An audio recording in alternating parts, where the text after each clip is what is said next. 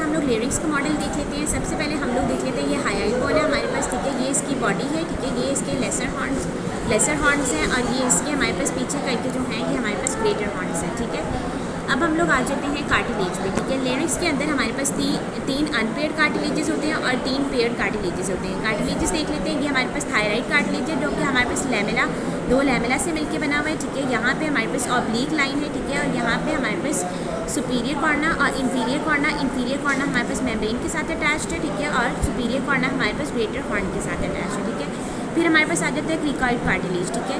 Cricoid cartilage है, ये भी अनपेयर्ड है। थायराइड कार्टिलेज बैक साइड पे नहीं आता, क्रिकॉइड कार्टिलेज बैक साइड पे भी शो होता है, ठीक है। फिर हम लोग आ जाते हैं, हमारे पास आ जाता है एपिग्लॉटिक कार्टिलेज, ठीक है। ये भी अनपेयर्ड है, ठीक है। अब हम लोग पेयर्ड कार्टिलेजेस देख लेते हैं। यहाँ पे हमारे पास यूनिफॉर्म कार्टिलेजेस आ जाते हैं जो कि पेयर्ड हैं। फिर हमारे पास कॉर्निकुलेट कार्टिलेजेस आ जाते हैं और हमारे पास एरिटेनाइड कार्टिलेजेस आ जाते हैं जो कि हमारे पास पेयर्ड हैं, ठीक है। हमारे पास कार्टिलेजेस हो गए। अब मेम्ब्रेन्स देख लेते हैं हम लोग, ठीक है। जो थायराइड और हाइयाइड बोन के दरमियान जो हमारे पास मेम्ब्रेन है इसको हम लोग कहते हैं थायरो हाइयाइड मेम्ब्रेन, ठीक है। और यहाँ पे ये हमारे पास थिक सा लिगामेंट बनाता है जिसको थायरो हाइयाइड लिगामेंट बनाता है यहाँ पे, ठीक है। इसके बाद जो हमारे पास क्रिकॉइड कार्टिलेज और थायराइड कार्टिलेज के दरमियान जो मेम्ब्रेन है वो क्रिकोथायराइड मेम्ब्रेन है। अभी हमारे पास ट्रैकियल कार्टिलेजेस हैं, ट्रैकियल रिंग्स हैं, ठीक है। ट्रैकियल कार्टिलेजेस और क्रिकॉइड कार्टिलेज के दरमियान जो हमारे पास मेम्ब्रेन है वो क्रिकोट्रैकियल मेम्ब्रेन है, ठीक है। मेम्ब्रेन्स होगी हमारे पास। अच्छा, ये चीज़ जो होती है जो हमारे पास लैमेला 2 में डिवाइड हो रहे हैं, ये वाली जो हमारे पास चीज़ है ये लेरेंजियल प्रोमिनेंस है जो कि मेल्स में ज़्यादा डोमिनेंट होती है। इसको हम लोग एडम्स एप्पल के तौर पर रिप्रेजेंट करते हैं, ठीक है। अब हम लोगों ने कार्टिलेजेस कर लिए, मसल्स देख लेते हैं, ठीक है। मसल्स, ये वाला जो मसल आ रहा है जो हमारे पास थायराइड कार्टिलेज वाली साइड पे है ये हमारे पास थायरोहाइड मसल है। यहाँ से लेके यहाँ तक ये है थायरोहाइड मसल है। क्रिकॉइड कार्टिलेज और थायराइड के दरमियान हमारे पास मसल आ रहा है क्रिकोथायराइड मसल, ठीक है।